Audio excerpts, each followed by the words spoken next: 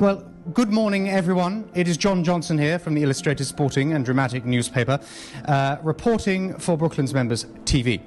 Nice to see you all, and we have someone very special here today. We have here, of course, Kay Peter, the darling of Brooklands, who rubs shoulders with aristocracy and royalty alike, Charlie Chaplin, movie stars, things like that. Well, of course, we are also here celebrating the engineering marvel that is Aston Martin, which is excellent. It seems that many people have brought their Aston Martins here today, and I know that you had some car trouble in the Brooklands 500. How would you feel about taking an Aston Martin 181 laps around this very fine track here at Brooklands? Well, I'd be very excited. If anyone's offering me one, I'd happily accept. Yes, and of course the most famous Aston Martin from the early 20th century is of course the Aston Martin Razorblade, which broke many records here at Brooklands and is a very, very fine car indeed. So perhaps we could start that one up and take it around the track a bit later on.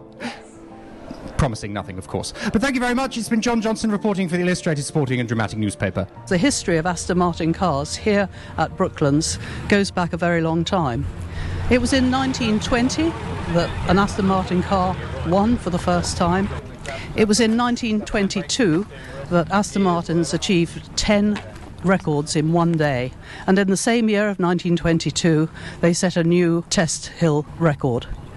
But it was in 1926 that was very significant for Aston Martins and Brooklands, because that was when Lionel Martin and Robert Bamford moved their works from the centre of London to Feltham, which is only 10 miles down the road.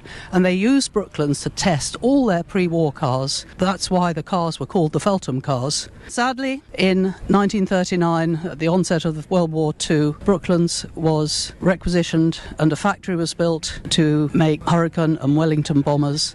And that was the end of the racing here. Downton Abbey enthusiasts will have noticed that the 1916 Brooklands Whitsun meeting was actually filmed at Goodwood. Nevertheless, it did capture the thrill, the excitement and the danger of motor racing in that era.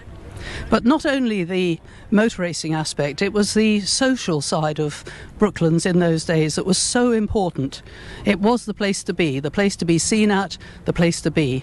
And all the meetings were run by the British Automobile Racing Club, the BARC, and they had a saying about Brooklands, which was, it was the right crowd and no crowding. I will be going around the paddock just talking to the custodians, the owners, the people who work on the cars, and also people who just enjoy coming to see them. So come with me and we'll have a look round. It's going to be a wonderful day.